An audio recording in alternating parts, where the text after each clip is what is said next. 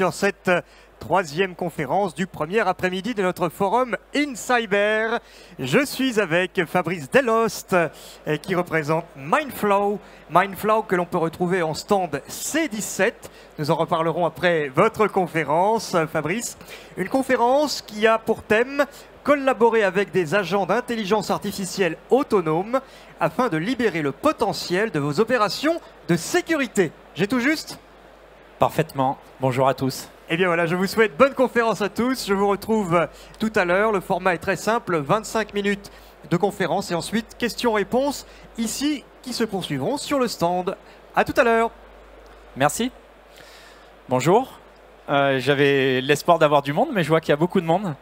Donc je ne sais pas si c'est le terme AI qui vous a fait venir. Probablement un petit peu. Je vais dérouler la présentation en plusieurs parties. Essayer d'être le plus clair possible. Et puis après, vous pourrez me poser toutes les questions que vous voulez. Donc le titre, il est un peu accrocheur. Hein. Comment l'AI peut sauver le SOC?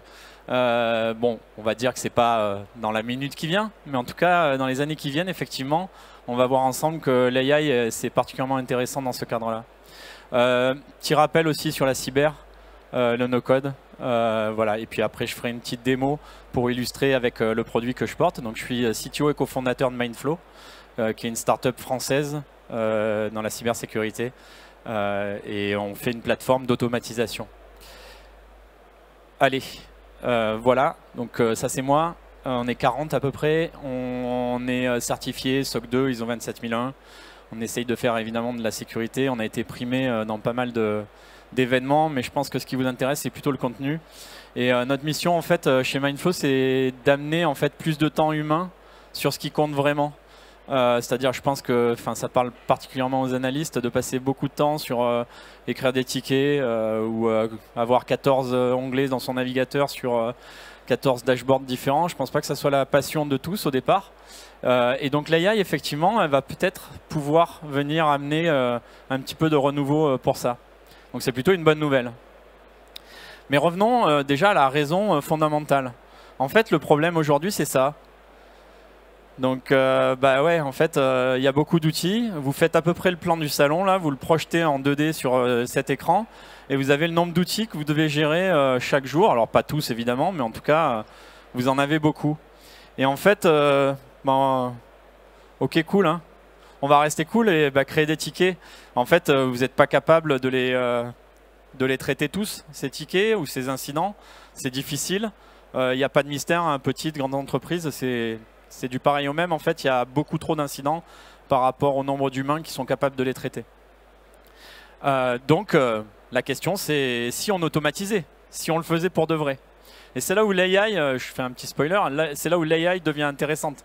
C'est-à-dire qu'effectivement, la catégorie de produits qui s'appelle SOAR, dont certains ont sans doute entendu parler, qui permet de faire ces automatisations, l'AI va pouvoir transporter un petit peu plus les analystes, notamment qui ont en charge ces actions, vers de l'automatisation. Donc en général, on parle de ClickOps.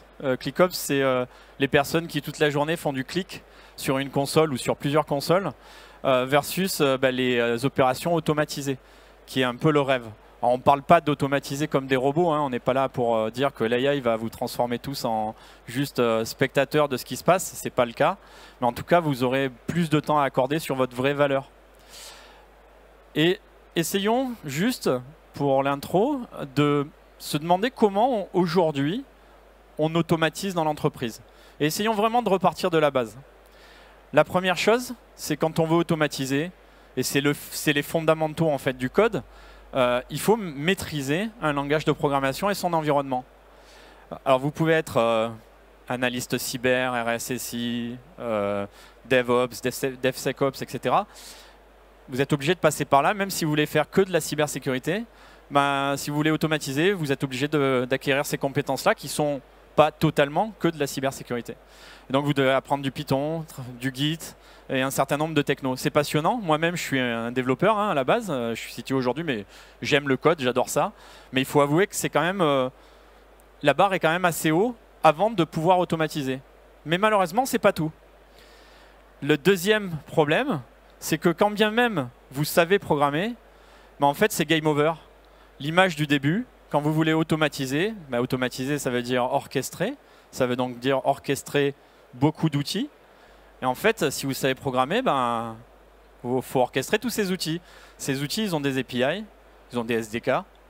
Si vous voulez automatiser, 1, ça passe, 2, 3, 4, 5, 10, 20. Vous allez automatiser 50 outils. La moyenne d'applications par entreprise, elle est juste phénoménale. Hein.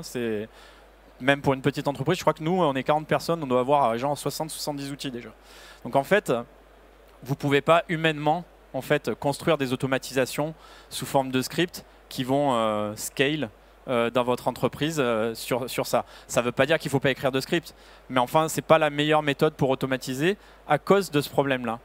Et le troisième problème, et que je constate parfois, et je l'ai constaté aussi dans mes expériences, hein, j'y étais même des fois complice, c'est qu'on passe plus de temps finalement à maintenir sa propre stack que réellement à opérer le service pour lequel on est fait en fait. C'est-à-dire qu'on va passer du temps qui est parfois passionnant, hein, mais voilà, Terraform, Docker, etc. et j'en passe. Donc il faut être non seulement expert dans le langage de programmation, mais il faut être aussi expert de ces environnements-là. En gros, on demande à quelqu'un d'être dev, sec, ops, et puis la totalité, et puis avec un niveau d'exigence qui est très fort. Donc, en fait, ça, c'est pas soutenable.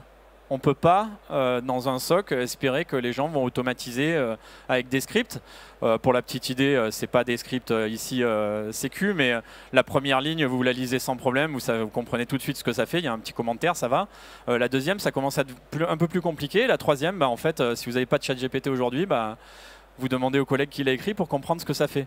Et en fait, ça, quand vous prenez un script qui automatise, malheureusement, à part la personne qui l'a fait, il faut reconnaître que c'est quand même difficile de transmettre la connaissance. De plus, en particulier dans les grandes entreprises, finalement, on a d'un côté des gens qui sont propriétaires des processus, qui vont comprendre parfaitement les processus pour assurer la gestion d'incidents, la sécurité, et de l'autre, on a des gens qui automatisent les processus. Ce sont deux personnes généralement différentes, parce qu'évidemment, on ne peut pas à la fois organiser et écrire les process. Je dis évidemment, mais en fait, justement, le problème, c'est qu'on fait quoi? On a toujours deux catégories de personnes qui arrivent difficilement à se parler. À quelqu'un qui dit « bah ouais, mais j'aimerais bien que tu fasses ça », bah ouais, mais il va me falloir 3 mois de développement, donc on va pas le faire alors. On va continuer à traiter manuellement. Et il y a un paradoxe dans l'automatisation, je pense que vous l'avez peut-être vu dans vos entreprises, c'est que on dit on n'a pas assez de temps. Et des fois on arrive, on dit on va automatiser. Ah ouais, mais on n'a pas assez de temps. Ah on n'a pas assez de temps pour automatiser en fait. Donc bon, c'est un paradoxe qui à un moment donné il faut casser. Et justement, l'AI générative, l'intelligence artificielle générative, on va s'y intéresser dans ce cadre de l'automatisation. Parce qu'on va voir qu'elle va pouvoir repousser la barrière plus loin, et la barrière à l'entrée notamment de connaître le langage de programmation, connaître les outils, etc. Pourquoi? La première chose, c'est qu'en fait, c'est un peu une caricature, mais le langage naturel est en train de devenir en partie le langage de programmation idéal. Au final, si vous pouviez exprimer en langage naturel ce que vous exprimez dans le code, ça serait pas mal. Et d'ailleurs, les développeurs le font en ce moment, ils génèrent du code avec ChatGPT. Hein, donc c'est exactement ce que ça fait. Donc c'est un no-code universel en fait, le langage naturel. La deuxième chose, c'est que vous avez beaucoup de tâches répétitives. Et souvent, les gens ne savent pas par où commencer. C'est paradoxal aussi, mais on se dit, oh là là, je fais toujours la même chose, mais alors je vais automatiser A ou je vais automatiser B? Là, la Generative AI va aussi aider sur ça. Elle va permettre rapidement d'avoir de l'idéation. Vous pouvez le faire aussi dans ChatGPT tout simplement en exposant vos use cases et en demandant, ok, c'est quoi la priorité que je devrais, ça vous aide, c'est un assistant. Et enfin, et non des moindres, c'est l'objet de la présentation au départ, c'est vous avez des centaines d'outils et beaucoup d'API à maîtriser. Et en fait, on va le voir avec la démo que je vais faire, qu'avec des agents AI, on va pouvoir justement gommer cette compétence à acquérir en partie. D'accord ? On va se focaliser sur la compétence que vous avez dans la cybersécurité, comprendre les incidents, peut-être même avec un niveau technologique très important, mais par contre, vous allez vous abstraire du fait d'avoir l'API de l'EDR A ou de l'EDR B que vous ne connaissez pas. Donc, qu'est-ce qu'on peut automatiser avec l'AI? En fait, il y a deux choses. La première, et c'est la catégorie du SOAR, pour ceux qui connaissent cette catégorie de produits, c'est ce que j'appelle les opérations répétitives. Les opérations répétitives sont des tâches connues, c'est des choses que vous faites chaque jour et que vous allez pouvoir automatiser, par exemple du triage d'alerte ou de l'enrichissement. Mais, donc ça c'est adressé par le soir, il y a une deuxième catégorie de choses. Votre journée, elle n'est pas rythmée par des choses que répétitives. Des fois c'est répétitif, mais c'est des fois souvent rébarbatif. Et en fait, il y a des choses qui chaque jour, par exemple une levée de doute, eh ben, vous allez devoir faire une levée de doute en opérant certains processus, certains outils, et à chaque fois, ça sera différent. Et c'est là que l'AI est intéressante aussi. C'est que je dis souvent à l'équipe, en fait, l'AI, ça va permettre d'automatiser l'inconnu, en fait. C'est plus à même de vous assister justement dans cet inconnu, notamment dans la gestion de crise. Donc, l'AI va permettre d'automatiser plus vite et de façon plus intelligente, hein, avec évidemment beaucoup de bémols. Et sur les tâches non planifiées, on va permettre d'optimiser les tâches manuelles et d'automatiser l'inconnu. Donc, qu'est-ce qu'on fait chez Mindflow? Voilà, de façon générale, vous allez pouvoir transposer un petit peu ça dans les choses. Je vais faire une démo. Hop. Voilà. Donc là, vous avez un exemple d'automatisation dans Mindflow qui reflète ce que je viens de dire. Donc, imaginons, vous vous levez un matin et vous avez là, en l'occurrence, quelque chose de très répétitif. Vous avez une levée de doute à faire sur un employé. Vous ne savez pas trop, il y a une connexion qui est un peu suspicieuse dans un Google Workspace, par exemple, ou dans un IAM ou un Active Directory, etc. Et vous voulez collecter de la data pour pouvoir décider ce qu'il va falloir faire, voire même remédier automatiquement tout ça. Donc, on le voit, on va avoir une requête d'investigation. On va pouvoir par exemple la démarrer depuis un chat, le plus simple, hein, plutôt qu'ouvrir un ticket Jira, je vais dans un chat, Slack, Teams, et je vais pouvoir dire ok, déclenche-moi ce workflow. C'est exactement ce qu'on pourra faire après. Et à ce moment-là, il va y avoir des étapes. Et là, vous voyez les étapes, c'est un diagramme, comme vous pouvez le voir dans certains produits orchestrateurs du marché. Vous voyez que je veux récupérer les 3 dernières adresses IP sur lesquelles l'utilisateur, l'employé, s'est connecté. Je veux récupérer sa dernière date de connexion. Je veux récupérer est-ce que son second facteur est activé ou pas pour être sûr qu'il n'ait pas été désactivé. Puis après, je veux, par exemple, sur les adresses IP que j'avais collectées, faire de la réputation. Par exemple, appeler Virus Total pour pouvoir collecter exactement quelle est la nature de cette IP. Est-ce qu'elle est identifiée déjà comme malicieuse? Est-ce qu'elle est localisée à un certain endroit? Peut-être aller même plus loin, obtenir le WHOIS du domaine qui correspond, etc. Je vais vouloir aussi potentiellement collecter la localisation de ces adresses, savoir dans quel pays, dans quelle ville, pour effectuer par exemple des vérifications. Hein. Si j'ai ma workforce qui est localisée en Europe et que d'un coup je détecte quelqu'un qui est au Japon, je me dis tiens, c'est peut-être un indicateur supplémentaire. Je vais aussi vérifier sur AdminPwn que mon email n'a pas été poney. Et puis là, ça devient de plus en plus intéressant. Je vais vous montrer le contenu des boîtes évidemment, hein, parce que là pour l'instant, vous lisez les boîtes. Et déjà, la première chose, c'est que vous voyez que tout le monde comprend ce qu'il y a là. Si je vous avais fait ça sur du code, bon, ok, dans 5 minutes après, tout le monde dormait. Donc déjà, c'est lisible en fait. C'est un gros impact. Le RSSI, il va pouvoir lire aussi ces flux. Il va pouvoir les vérifier. La compliance, le risque va pouvoir les assesser. L'IT va pouvoir collaborer. Aujourd'hui, ce n'est pas possible parce que c'est des outils qui sont beaucoup trop techniques. Soit du code, soit des outils qui simplement sont des énormes usines à gaz qui ne permettent pas de collaborer. Et donc, ce assess the risk, il interpelle quand même. Parce que là, l'AI, on arrive à son fondamental, c'est un assistant. Je vais participer à l'assessment du risque en tant que copilote ou assistant. Je vais écrire le rapport et je vais potentiellement, bon là je prends c'est un peu rapide, hein, isoler un endpoint juste après cette action serait peut-être un peu rapide, il faudrait une approbation humaine, mais pourquoi pas. Et puis on va envoyer le rapport sur Slack. Je vous montre le résultat d'abord, et puis après je vous montrerai un petit peu le contenu des boîtes. Donc quand on le lance, c'est un peu long, donc je ne vais pas le faire là. Pourquoi c'est un peu long? Parce que derrière il y a un LLM, Large Language Model, et que sur ChatGPT, quand vous attendez, pour l'instant les Large Language Model c'est assez lent. Donc ce que je vous montre là, pour l'instant est lent. Dans 6 mois ça sera beaucoup plus rapide, dans 1 an on n'en parlera plus. Si je vous montre le résultat de ce que ça peut donner, voilà, il y a plusieurs résultats là, mais je vous montre le dernier. Voilà le genre de rapport que ça peut générer à la suite de l'exécution de ce flow. Donc là, j'ai récupéré les adresses IP, la date de connexion, la réputation sur les adresses IP, la localisation, le 2FA, est-ce que mon email il est bréché ou pas, et puis un assessment qui vaut ce qu'il vaut. Hein. C'est pas évidemment en tant qu'humain vous allez toujours venir approuver, vérifier, etc. Mais revenons à ce flow. C'est quoi la magie là en fait? Bah, la magie c'est comment j'écris ces opérations en fait. Comment je récupère les 3 dernières adresses IP sur Google Workspace en l'occurrence ici. Et bien là, tada, et ben je l'écris en langage naturel. En fait, j'écris en français ou en anglais, là en l'occurrence en anglais. J'écris ce que je veux obtenir directement sur ces actions.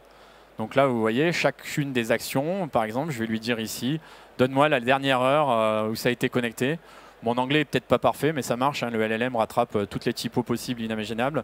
Je vais pouvoir peut-être aussi rester dans du tech. Hein. Je vais pouvoir spécifier du JSON, des formats attendus, du CSV. Ça ne veut pas dire que je vais gommer complètement la technologie que vous portez et les compétences que vous avez acquises. Plus intéressant, là, sur la réputation d'IP, on voit qu'on peut vraiment, pour le coup, chaîner en fait, les appels, c'est-à-dire que je suis dans un contexte, j'ai récupéré 2, 3 adresses IP précédentes et je vais pouvoir faire de la réputation. Donc le moteur AI va directement comprendre qu'effectivement, je vais vouloir faire, là, à titre d'exemple, il y a les 2 dernières adresses IP, je vais vouloir faire le rapport et l'assessment sur ces adresses IP en termes de réputation. Vous voyez, cette petite phrase, elle n'est pas anonyme. Là, c'est plus Virus Total qui donne le résultat. C'est le LLM qui, par rapport à son historique, par rapport à l'entraînement que l'agent éventuellement spécialisé a, c'est là où ça va permettre de venir être un vrai assistant. Ce n'est pas simplement appeler une opération. Mais attention, hein, appeler une opération, comme je vous le disais, c'est compliqué. Il faut connaître l'API, il faut connaître les paramètres, etc. Là, je vais l'écrire en langage naturel. Je peux continuer à faire de l'automatisation sans de l'AI à l'intérieur de ces flows. Quand j'ai une opération comme collecter une adresse IP, la localisation d'une adresse IP,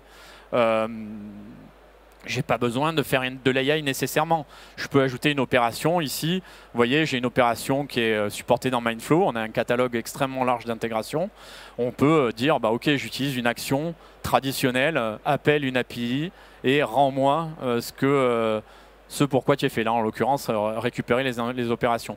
On peut mixer ça. Hein. C'est pareil avec les adresses Have I Been Pwned. Là, j'ai mis un email qui n'est pas l'email que j'ai injecté hein, pour les besoins de la démo parce qu'il est un peu troué.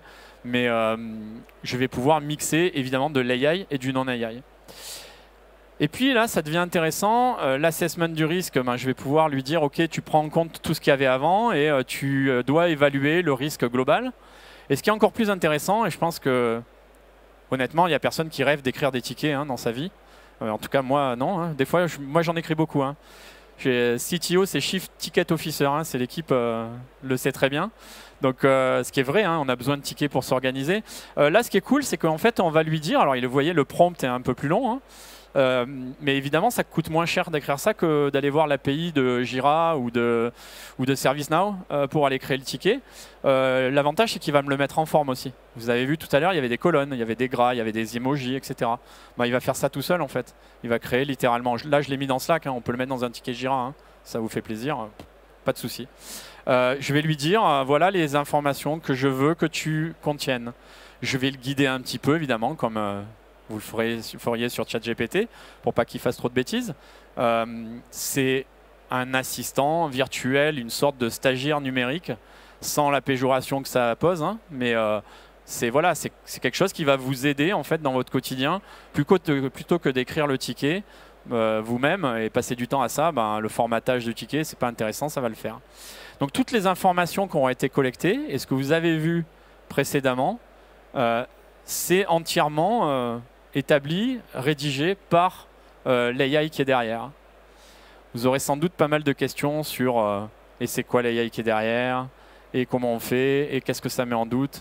Voilà, posez-moi toutes les questions que vous voulez, je serais ravi d'y répondre. Voilà, donc je pense que c'est déjà suffisant pour un premier jet.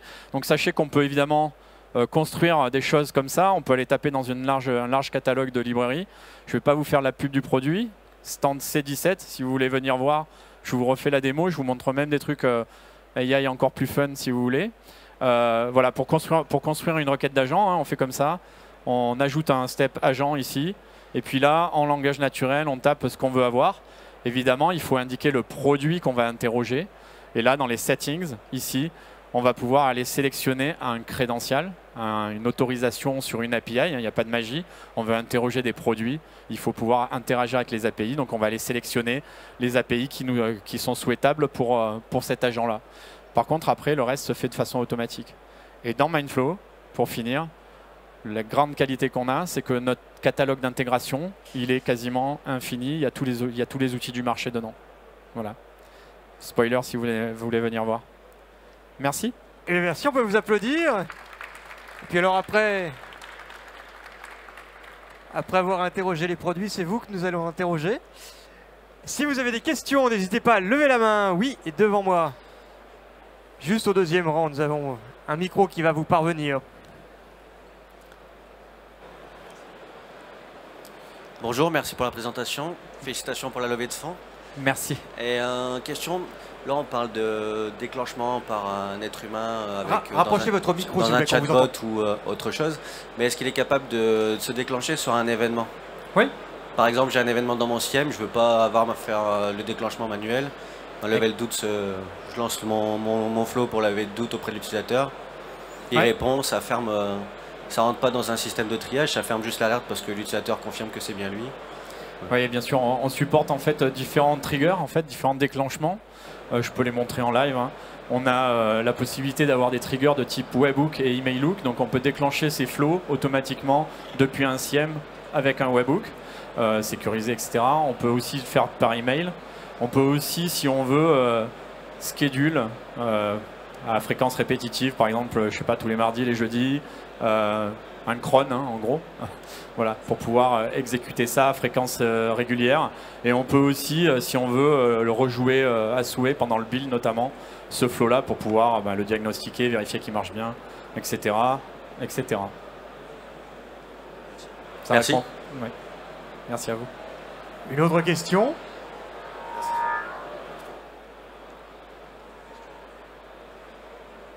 Oui, sur le premier rang. Juste au fond.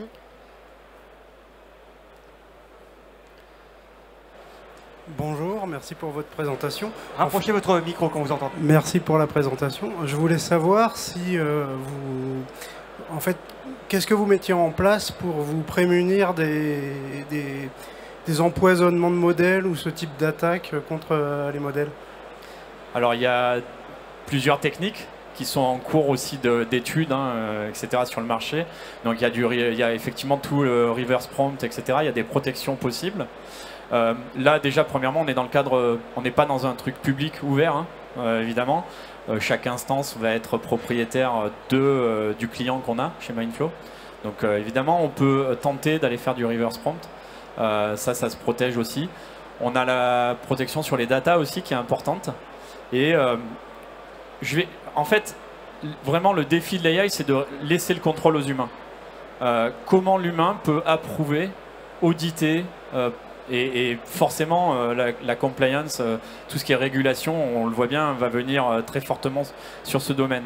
Donc là, la réponse, elle n'est pas définitive, mais je l'étends un petit peu en termes de scope, mais on va être en capacité sur chacun des appels, en fait, on va avoir une observabilité complète. On va pouvoir remonter l'historique de tout ce qui s'est passé sur chacune des actions. On va pouvoir rentrer dans les actions. Là, j'y viendrai après, on fait de l'OpenAI via Azure, mais on peut faire d'autres moteurs comme Mistral et Claude. On va avoir les résultats, on va pouvoir inspecter ce qui a été injecté au LLM, mais encore plus intéressant, on va avoir les actions et les actions d'API. L'action que vous voyez là, c'est une action Google Workspace, ça s'appelle Reports Activity List. On va pouvoir l'inspecter et aller voir techniquement, si un auditeur venait, il pourrait voir techniquement tout ce que ça a renvoyé, tous les échanges qui ont été. Évidemment, l'approbation humaine, elle va être clé sur ça. Là, c'est une opération read-only. Je récupère de l'information, je me dis OK, je la laisse passer. Par contre, une opération sensible comme bloquer un endpoint, ça pourrait être soumis à l'approbation en cliquant sur un bouton après vérification. Merci pour votre réponse. Et j'avais une deuxième question, c'est quand on est sur quelque chose comme par exemple évaluer le risque, est-ce que votre produit il permet par exemple de dire de l'apprentissage supervisé, de dire ah là le risque a été évalué comme faible, mais moi je l'aurais évalué fort. Pas encore, mais tout ce qui est historical behavior, les comportements historiques des choix, évidemment, l'apprentissage il est clé là-dedans, et la spécialisation des agents. Là, ce que je vous ai montré, c'est déjà pas mal, hein. C'est des agents qui sont non spécialisés, qui savent déjà faire les choses. Évidemment, on va pouvoir les spécialiser ensuite. Les spécialiser soit par domaine, par exemple cybersécurité, IT, ou sur un produit particulier, par exemple sur AWS, je vais pouvoir fabriquer, ou Google, je vais pouvoir fabriquer un spécialiste de AWS. Mais je vais pouvoir aussi le spécialiser par rapport à votre métier, par rapport à la boîte dans laquelle c'est. Et il y a plein de sous-thèmes, hein, de tout ce qui est la documentation interne, etc., pour soutenir ça. Donc voilà, oui, il y a pas mal de défis. Merci.